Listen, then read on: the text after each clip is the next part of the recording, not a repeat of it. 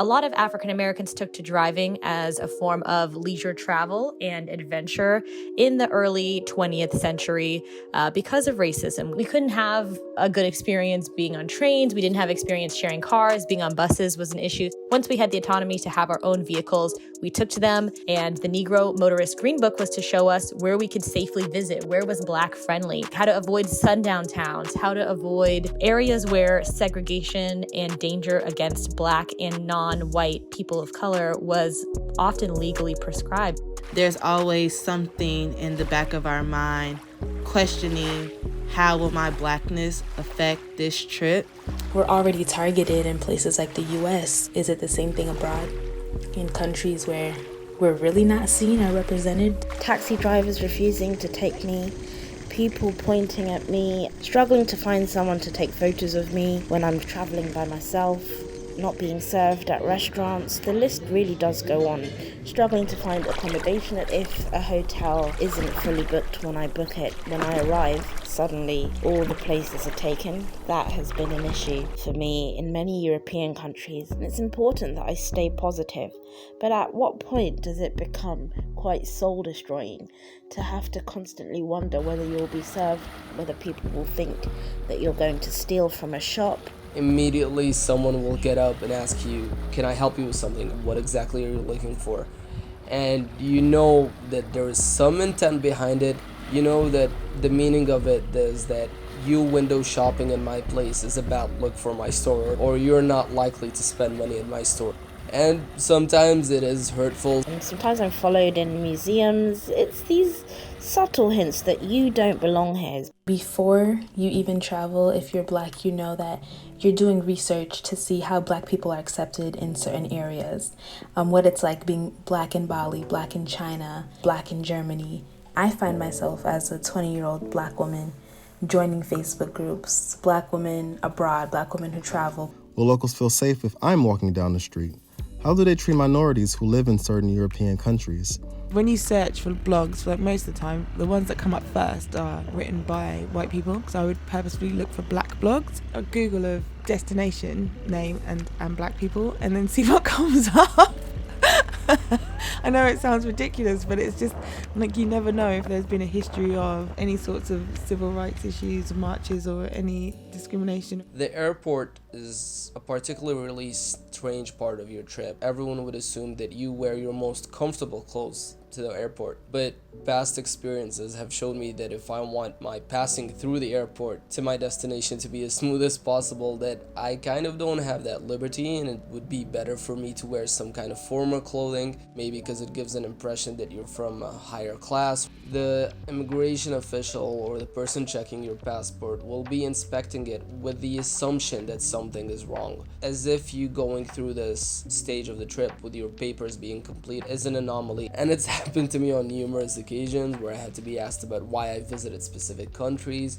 You know that it is extremely likely that you're gonna get searched or frisked pretty much at every place you visit. The way that our current government are treating members of the Windrush generation, but then also just Black people in general, just, you know, deporting Black people that have been born in this country is just, it's a bit fearful. It makes me feel like if I leave, are they going to let me back in at customs?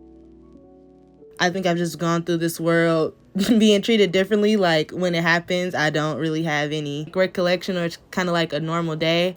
But I do remember in China, when we was at the Great Wall, a kid did lick my hand because they thought, you know, I was made out of chocolate. Being able to speak the language is a massive tool that I use when I travel, and that does dictate some of the destinations I visit, because I know I can defend myself. I know when the police stop me, I can answer questions. I know that I can understand what's going on, so I can be my own best advocate, because when I was followed and threatened with sexual assault in Venice, that was a very traumatic experience that no one was there to defend me. I tried to get attention from people to try and stop this man following me, I was largely ignored, and I've heard of people assuming that black women are prostitutes or are just up to no good. It's difficult for someone with an anxiety disorder, but black women are backed into a fight or flight mode where they have to defend themselves by all costs. And if they do that in a potentially violent way, that will backfire. When I was 18, I went to Lake Garda with my friend's family, and they're a white family, and it was like one of those like Euro campsites where you had like a chalet and stuff. It was filled with European people, mostly German, and the stares I would get from the German kids, and a few of the adults as well. I'm guessing they'd never seen a black person before in real life. So by the end of the trip, it was just constant. They would constantly like crane their heads around to stare at me, and the parents would be like shh, and pull them away as if like I was gonna, I don't know, my blackness would spread to them. It was super intense to be in that situation where you're kind of like surrounded, where people were looking at you like you were in a zoo, like they'd never seen anything like you before.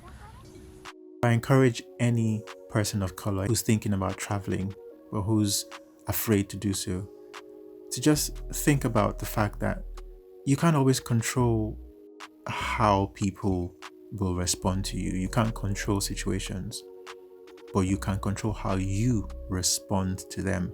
I would like more travel industry companies to recognize black travelers, understand that we exist and that we have value, and that we do actually reach an audience that you're missing.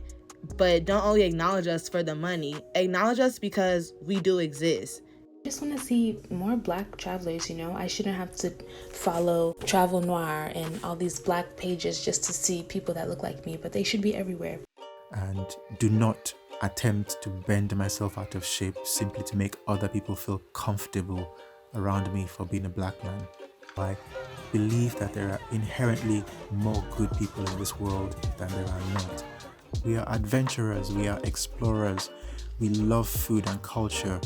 We're not a threat. We are people just like everyone else, and we deserve to experience the best that the world has to offer and feel safe while doing so. And to be honest, I am not responsible for other people's ignorance towards me as a black man. If people are afraid of my skin color, that's their problem, not mine.